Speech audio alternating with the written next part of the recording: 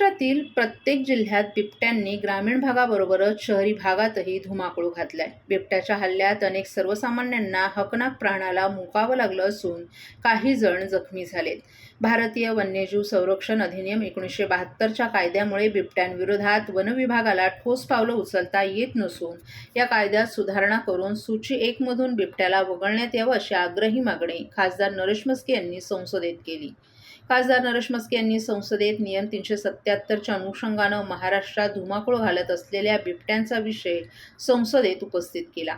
महाराष्ट्रातील नाशिक, बीड, नागपूर, पुणे, पालघर, रायगड आणि अहिल्यानगर जिल्ह्यांमध्ये मानव बिबट्या संघर्षाच्या गंभीर समस्येकडे खासदार नरेश म्हस्के यांनी केंद्र सरकारचं लक्ष वेधलं. बिबटे सध्या मनुष्यवस्तीत येऊन हल्ले करत आहेत. स्त्रिया, लहान मुलांना गळ्यात काटेरी गोफ घालून फिरावं लागतंय. 1972च्या भारतीय वन्यजीव संरक्षण अधिनियमात सूची 1 मध्ये बिबट्याचा समावेश आहे. या नियमानुसार बिबट्याला गोळी घालू शकत नाही, त्यांना इजा करू शकत नाही. जर असं केल्यास 3 ते 7 वर्ष जेल आणि दंडाची कडक शिक्षा आहे.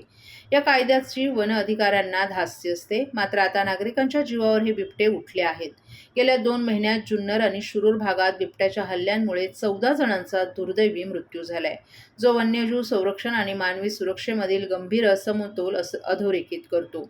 राज्यातील उसाच्या क्षेत्रात अंदाजे 2000 बिबटे वास्तव्यास आहेत आणि अनियोजित विस्तारामुळे ते मानवी वस्त्यांमध्ये वाढत्या प्रमाणात प्रवेश करतायत. हा संघर्ष केवळ स्थानिक समस्या नाही, तर अनियंत्रित विकासामुळे एक राष्ट्रीय आव्हान आहे. या मानवतावादी संकटाचं त्वरित निराकरण करणं आवश्यक असल्याची गंभीर बाब खासदार नरेश म्हस्के यांनी सभागृहाच्या निदर्शनास आणून दिली.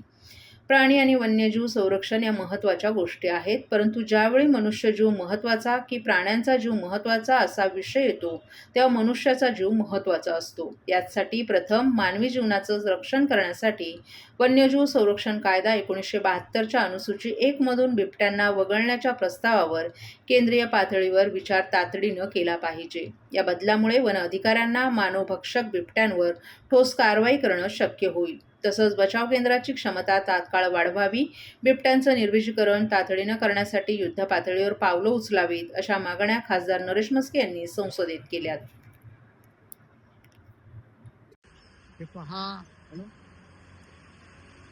प्राणी संरक्षण, वन्यजीव संरक्षण हे सगळ्या गोष्टी महत्वाच्या आहेत, परंतु ज्यावेळी आपण मनुष्यजीव महत्वाचा का प्राण्याचा जीव महत्वाचा हा विषय येतो, तेव्हा मला असं वाटतं की मनुष्य प्राणी आहे, मनुष्य जीव आहे, त्याला महत्त्व द्यायला पाहिजे. वन्यजीव संरक्षण अधिनियम 1972 जो वन्य प्राण्यांचं संरक्षण करण्यासंदर्भात, त्यांना पकडू नये, त्यांना इजा करू नये, त्यांच्यावर काही गोष्टी कारवाई करू नये, अशा पद्धतीने सूची 1 मध्ये बिबट्याचा उल्लेख आहे. मला असं वाटतं की आता लोकांच्या जीवावर बेतलेलं आहे. अगदी नाशिक, बीड, नागपूर, पुणे, आपण पाहतोय अगदी पालघर, रायगड, बिबटे अगदी मनुष्य वस्तीत येत आहेत, हल्ला करतायत. स्त्रियांना, लहान मुलांना गळ्यामध्ये काटेरी गोफ घालावा लागतोय. आणि मला असं वाटतं की 1972चा हा जो नियम आहे, त्यामुळे ते त्यांच्यावरती गोळी घालू शकत नाहीयेत. बऱ्याच गोष्टी आहेत आणि त्यामुळे जे काही खात्याचे कर्मचारी असतील, पोलीस असतील, ते थोडे हतबल झालेले आहेत, कारण यामध्ये 7-7 वर्षाच्या शिक्षा आहेत. मला असं वाटतं त्या सूचीमधून बिबळ्या वगळावा आणि मनुष्य प्राण्याला प्रथम महत्त्व द्यावं. चुका कुणाच्याही असतील, परंतु निरपराध लहान लहान मुलांना उचलून नेलं जातंय, त्यांच्यावर हल्ला केला जातोय आणि यापासून संरक्षण करण्याकरता जे कारवाई होऊ शकत नाहीये, तर त्याकरता 1972चा वन्यजीव प्राणी संरक्षण कायदा आहे, त्यामध्ये सूची 1 मधून बिबळा वगळावा अशा पद्धतीचा 377 मध्ये माझा आज मुद्दा या ठिकाणी संसदेत मी घेतलेला आहे. मुंबईसह राज्यातील सर्वच महापालिका निवडणुका येत्या काही महिन्यात होणार असून या निवडणुकीच्या तोंडावर माजी मुख्यमंत्री उद्धव ठाकरे आणि मनसे प्रमुख राज ठाकरे हे दोन्ही एकत्र आलेत. हे दोघे एकत्र निवडणूक लढवणार असल्याची चर्चा असून त्यांचे कार्यकर्तेही एकत्रित आंदोलनं करताना दिसत आहेत. असं असतानाच एका न्यायालयाच्या सुनावणीसाठी ठाणे न्यायालयात आज राज ठाकरे आले असताना शिवसेना उभाटा पक्षाच्या नेत्यांनी त्यांची भेट घेऊन त्यांचं स्वागत केलं. अखिल भारतीय रेल्वे भरती महामंडळानं 19 ऑक्टोबर 2008 रोजी रेल्वे भरतीसाठी परीक्षा आयोजित केली होती. मुंबईत रेल्वे भरती परीक्षेसाठी आलेल्या उत्तर भारतीय उमेदवारांना मनसेच्या कार्यकर्त्यांनी मारहाण केल्याचा आरोप झाला होता. रेल्वे भरतीमध्ये उत्तर भारतीयांना प्राधान्य दिलं जात असून रेल्वे भरतीत स्थानिकांवर अन्याय होत आहे असा मनसेचा आरोप होता. यानंतर हिंसाचार वाढला आणि या प्रकरणी राज ठाकरे यांच्यावर गुन्हा दाखल झाला होता. या प्रकरणी मनसे प्रमुख राज ठाकरे यांच्यासह त्यांच्या सहकाऱ्यांनी ठाणे न्यायालयात सुनावणी दरम्यान हजेरी लावली. यावेळी राज ठाकरे यांनी गुन्हा मान्य नसल्याचं न्यायालयाला सांगितलं. त्यानंतर न्यायालयाकडून आता खटला पुढे सुरू करण्याचा निर्णय घेण्यात आलाय. मुंबईसह राज्यातील सर्वच महापालिका निवडणुका येत्या काही महिन्यात होणार असून या निवडणुकीच्या पार्श्वभूमीवर सर्वच राजकीय पक्ष प्रचाराच्या कामाला लागलेत. त्यात युती आणि आघाडी होणार की नाही याविषयी चर्चा रंगल्यात. निवडणुकीच्या या तोंडावर माजी मुख्यमंत्री उद्धव ठाकरे आणि मनसे प्रमुख राज ठाकरे हे दोन्ही एकत्र आले असून दोघे एकत्र निवडणूक लढवणार असल्याची चर्चा आहे. या युतीमुळे मुंबई, ठाणे, नाशिक आणि मुंबई या शहरातील राजकीय गणितं बदलण्याची शक्यता वर्तवली जाते. राज्यातील स्थानिक स्वराज्य संस्थांच्या निवडणुकीच्या तोंडावर माजी मुख्यमंत्री उद्धव ठाकरे आणि मनसे प्रमुख राज ठाकरे हे दोन्ही एकत्र आलेत. या राजकीय घडामोडींमुळे राजकीय वर्तुळात वेगवेगळ्या चर्चा आहेत. तसंच दोन्ही पक्षातील नेत्यांचं स्वागत दोन्ही पक्षातील कार्यकर्तेही करताना दिसून येत आहेत. अशाच प्रकारे एका गुन्ह्याच्या सुनावणीसाठी मनसे प्रमुख राज ठाकरे आज ठाणे न्यायालयात आले असता राज ठाकरे शासकीय विश्रामगृहात गेले होते. त्यावेळी शिवसेना उभाटा पक्षाचे माजी खासदार राजन विचारे आणि जिल्हाप्रमुख केदार दिघे यांनी राज यांची भेट घेऊन त्यांचं पुष्पगुच्छ देऊन त्यांचं स्वागत केलं. रोल आलेले होते मित्र मोबाईल खाली कर ना.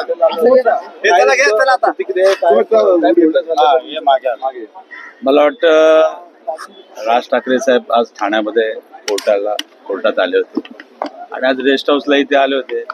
शेवटी ठाकरे बंधू एकत्र आल्यानंतर शेवटी ते सुद्धा आमचे नेते आहेत, त्यामुळे आज त्यांना सुद्धा सदिच्छा भेट द्यायला इथे आलो. सर, महापालिका निवडणुका जवळच आहेत. ठाकरे बंधू तर एकत्र आले, मुंबईमध्ये चर्चा सुरू आहे. अजूनही जाहीर करण्यात आलेलं नाहीये की युती होणार की नाही. ठाण्यामध्ये नेमकी काय परिस्थिती आहे? ठाण्यातलं काय सांगा. ठाण्यात चांगली परिस्थिती आहे, मुंबईला पण चांगली परिस्थिती आहे, महाराष्ट्रात सुद्धा चांगली परिस्थिती आहे. आणि दोघं एकत्र आल्यानंतर मला वाटतं नक्कीच या महाराष्ट्रामध्ये खऱ्या अर्थाने या ठिकाणी तुम्हाला चांगलं वातावरण बघायला मिळेल.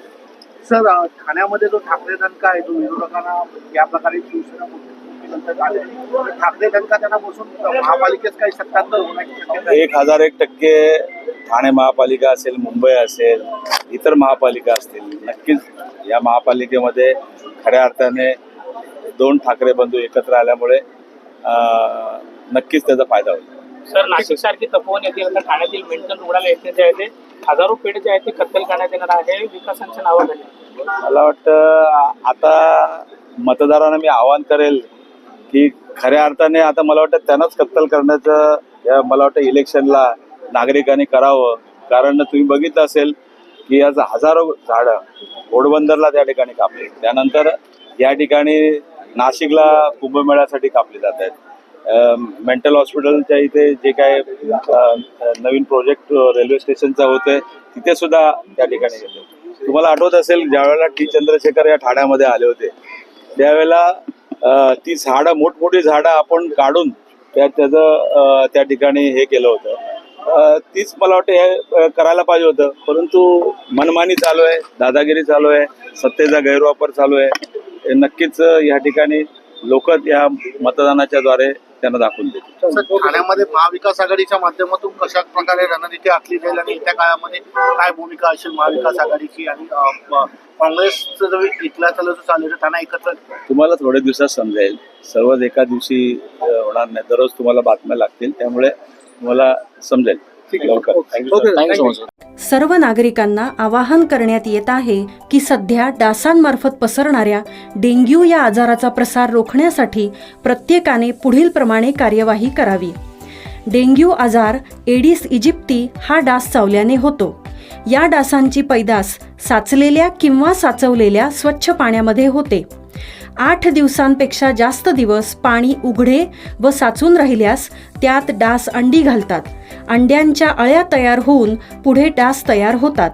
यासाठी आपल्या घरातील पाणीसाठे उदाहरणार्थ बॅरल्स, पिंपे, टाक्या, हौद, रांजणे इत्यादी दर आठवड्याला रिकामे करून घासून पुसून कोरडे करून पुन्हा भरावे. एक दिवस कोरडा दिवस म्हणून पाळावा. पाणी साठ्यांना घट्ट झाकणे बसवावीत किंवा जुनी साडी, चादर, धोतर यांनी बांधून झाकून ठेवावीत, म्हणजे डास त्यात जाऊन अंडी घालणार नाहीत. घराच्या गच्चीवर, आजूबाजूला, अंगणात कोठेही पाणी साचू देऊ नये. भंगार सामान उघड्यावर टाकू नये. उदाहरणार्थ टायर्स, प्लास्टिक सामान, कुंड्या, टाकाऊ वस्तू इत्यादी. अशा सामानात पावसाचे पाणी साठून त्यात डेंग्यूच्या डासांची पैदास होते. घरातील कूलर्स, फ्रीजच्या पाठीमागील ट्रे हे देखील वेळोवेळी कोरडे करावेत. लक्षात ठेवा, नुसत्या फवारणीने डास घनता कमी होत नाही, तर त्यासाठी डास पैदास ठिकाणे नष्ट करणे ही आपल्या सर्वांची जबाबदारी आहे. कोणताही ताप अंगावर न काढता जवळच्या शासकीय रुग्णालयात मोफत औषधोपचार घ्या. अशा प्रकारे नागरिकांनी सहकार्य केल्यास डेंग्यूचा प्रसार रोखणे सहज शक्य आहे.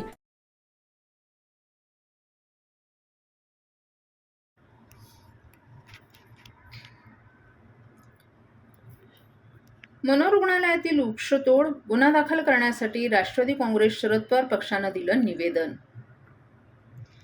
प्रादेशिक मनोरुग्णालय परिसरातील बेकायदेशीर वृक्षतोड प्रकरणी गुन्हा दाखल करावा या मागणीसाठी राष्ट्रवादी काँग्रेस शरद पवार पक्षाचे जिल्हा अध्यक्ष मनोज प्रधान यांनी ठाणे महापालिका आयुक्त आणि वागळे स्टेट पोलिसांना निवेदन दिले. ठाणे महानगरपालिका हद्दीत असलेल्या प्रादेशिक मनोरुग्णालयाचे विस्तारीकरण करून नवीन इमारत बांधण्याचं प्रस्तावित करण्यात आले. तसंच आरोग्य खात्याच्या मालकीच्या याच जागेवरच विस्तारित रेल्वे स्टेशनचंही बांधकाम करण्यात येणार आहे. या भूखंडावर साधारणपणे 1614 वृक्ष आहेत. मात्र बांधकामांना अडथळा ठरत असल्यानं सुमारे 724 झाडं तोडण्याचा प्रस्ताव सार्वजनिक बांधकाम खात्यानं ठाणे महानगरपालिकेला पाठवलाय. या प्रस्तावास मंजुरी मिळण्याआधीच अनेक झाडं तोडण्यात आल्याचं मनोज प्रधान यांनी केलेल्या पाहणीत उघडकीस आले. या संदर्भात त्यांनी गुन्हा दाखल करण्याची मागणी केली होती. त्याच अनुषंगानं मनोज प्रधान, महिला अध्यक्षा सुजाता घाक, युवक जिल्हा कार्याध्यक्ष राजेश कदम, जिल्हा प्रशासन सरचिटणीस राजेश साटम, विक्रांत घाक, संजीव दत्ता यांच्यासह अनेक कार्यकर्त्यांनी वागळे स्टेट पोलीस ठाण्यात जाऊन वरिष्ठ पोलीस निरीक्षक शिवाजी गवारे यांना भेटून गुन्हा दाखल करण्यासाठी निवेदन दिले.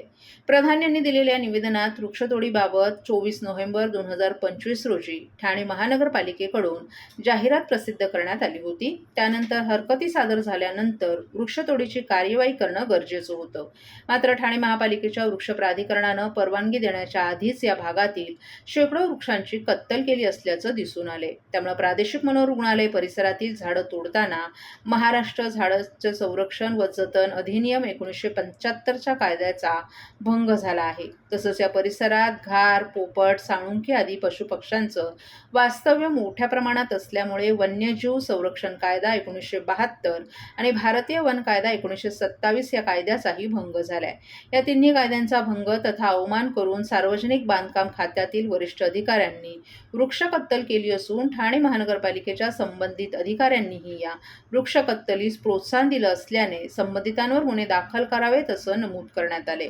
दरम्यान या प्रकरणाचा तपास करून योग्य ती कार्यवाही करण्यात येईल असं पोलीस निरीक्षक शिवाजी गवारे यांनी सांगितलं. असं आहे, आपल्या सगळ्यांच्या माध्यमातून आम्हाला कळलं की ते 725 झाडं तिकडे तोडणार आहेत. 24 नोव्हेंबरला महानगरपालिकेने ॲडव्हर्टाइजमेंट दिली आणि 724 झाडं, त्यात 303 झाडं टोटली तोडायची आणि 421 झाडं शिफ्ट करायची त्यांनी परवानगी मागितली. जेव्हा जागेवर आम्ही तिकडे गेलो तेव्हा आमच्या लक्षात आलं की ऑलरेडी झाडं कापून झालेली आहेत. म्हणजे किमान 100 अशी झाडं असतील, म्हणजे 100-125 झाडं की ऑलरेडी कापलेली आहे. जेव्हा महानगरपालिकेला विचारलं तेव्हा त्यांचं म्हणणं असं पडलं की अजून PWDने आम्हाला मागणी केलेली आहे पण आम्ही परवानगीच दिली नाही. जर अशा प्रकारे परवानगी न देता जर झाडं तोडली गेली असतील तर त्याच्यावर गुन्हा दाखल झाला पाहिजे. मग ते PWDवर गुन्हा दाखल झाला पाहिजे, अधिकाऱ्यांवर. हा गुन्हा तिथल्या ठेकेदारावर दाखल झाला पाहिजे आणि महानगरपालिकेच्या अधिकाऱ्यांवर शिस्तबद्धची कारवाई झाली पाहिजे. त्याचं कारण सांगतो की आपण जर एक ॲप्लिकेशन साधी फांदी तोडायची असेल जरी केलं तर 100 वेळा आपल्याला झिजवायला लागतात आपले बूट, पण आपल्याला परवानगी मिळत नाही. त्याच्यानंतर ते जागेवर येतात, ते एक रिपोर्ट तयार करतात. आज 724 झाडं तोडायची परवानगी मागितली, तुम्ही जागेवर आला का? आणि तुम्ही जागेवर आल्यावर तुम्हाला हे जाणवलं नाही का की ऑलरेडी परवानगी द्यायच्या आधी तिथे हा कत्ल झालेला आहे झाडांचा? त्यामुळे अशा प्रकारच्या गोष्टी सहन केल्या जाणार नाही. राष्ट्रवादी 100% रस्त्यावर उतरेल. आम्ही आता बघतोय पुढच्या 3-4 दिवसात पोलीस काय निर्णय घेत आहेत. त्यांनी FIR केली तर ठीक, FIR केली तर ते कोणाला अटक करतायत ते आम्ही बघू. आणि ठाण्याच्या सिटिझन्सला घेऊन आम्ही रस्त्यावर या ठिकाणी उतरू. निशांना स्पष्टीकरण. रेल्वे विभागानं 2008 मध्ये भरती प्रक्रिया राबवली होती. या भरतीसाठी आलेल्या उत्तर भारतीयांना मनसेकडून मारहाण केल्याच्या आरोपावरून मनसे प्रमुख राज ठाकरे यांच्यासह त्यांच्या सहकाऱ्यांवर गुन्हा दाखल झाला होता. या प्रकरणाची ठाणे न्यायालयात सुनावणी झाली. यावेळी राज ठाकरे यांनी न्यायालयात उपस्थित राहून गुन्हा मान्य नसल्याचं न्यायालयाला सांगितलं. त्यानंतर न्यायालयाकडून आता हा खटला पुढे सुरू करण्याचा निर्णय घेण्यात आलाय. मुंबईसह राज्यातील सर्वच महापालिका निवडणुका येत्या काही महिन्यात होणार असून या निवडणुकीच्या पार्श्वभूमीवर सर्वच राजकीय पक्ष प्रचाराच्या कामाला लागलेत. यामध्ये युती आणि आघाडी होणार की नाही याविषयी ही चर्चा रंगल्यात. निवडणुकीच्या तोंडावर माजी मुख्यमंत्री उद्धव ठाकरे आणि मनसे प्रमुख राज ठाकरे हे दोन्ही एकत्र आले असून हे दोघं एकत्र निवडणूक लढवणार असल्याची चर्चा आहे. या राजकीय घडामोडींमुळे राजकीय वर्तुळात वेगवेगळ्या चर्चा रंगल्यात. अशातच उत्तर भारतीयांना मारहाण केल्याच्या आरोपाप्रकरणी दाखल असलेल्या गुन्ह्याच्या सुनावणीसाठी मनसे प्रमुख राज ठाकरे यांच्यासह त्यांच्या सहकाऱ्यांनी ठाणे न्यायालयात गुरुवारी हजेरी लावली. अखिल भारतीय रेल्वे भरती मंडळानं 19 ऑक्टोबर 2008 रोजी रेल्वे भरतीसाठी परीक्षा आयोजित केली होती. मुंबईत रेल्वे भरती परीक्षेसाठी आलेल्या उत्तर भारतीय उमेदवारांना मनसेच्या कार्यकर्त्यांनी मारहाण केल्याचा आरोप झाला होता. रेल्वे भरतीमध्ये उत्तर भारतीयांना प्राधान्य दिलं जात असून रेल्वे भरतीत स्थानिकांवर अन्याय होत आहे असा मनसेचा आरोप होता. यानंतर हिंसाचार वाढला आणि या प्रकरणी राज ठाकरे यांच्यावर गुन्हा दाखल झाला होता. राज ठाकरे यांनी आज ठाणे न्यायालयात हजेरी लावली. ठाणे न्यायालयाचे न्यायाधीश अभिजित कुलकर्णी यांच्यासमोर आज या मारहाण प्रकरणाची सुनावणी झाली. या सुनावणीसाठी उपस्थित राहण्याचे आदेश न्यायालयानं राज ठाकरे आणि त्यांच्या सहकाऱ्यांना दिले होते. त्यानुसार राज ठाकरे आणि त्यांच्या सहकाऱ्यांनी आज न्यायालयात सुनावणीसाठी हजेरी लावली. राज ठाकरे यांची बाजू मांडण्यासाठी advocate Omkar Rajurkar, advocate Aditya Shirodkar, advocate Mandar Lonare असे वकील उपस्थित होते. रेल्वे भरतीसाठी आलेल्या उत्तर भारतीय उमेदवारांना मारहाण केल्याच्या आरोपावरून दाखल असलेला गुन्हा मान्य आहे का असा प्रश्न न्यायाधीश कुलकर्णी यांनी राज ठाकरे यांना विचारला. त्यावर हा गुन्हा मान्य नसल्याचं राज यांनी सांगितलं. त्यामुळे चार्ज फ्रेम करण्यासाठी ही सुनावणी होती, परंतु राज यांनी गुन्हा मान्य नसल्याचं सांगितल्यानं आता हा खटला पुढे चालवला जाणार असून त्याची तारीख लवकरच कळेल अशी माहिती ॲडव्होकेट ओंकार राजूरकर यांनी पत्रकारांशी बोलताना दिली आहे.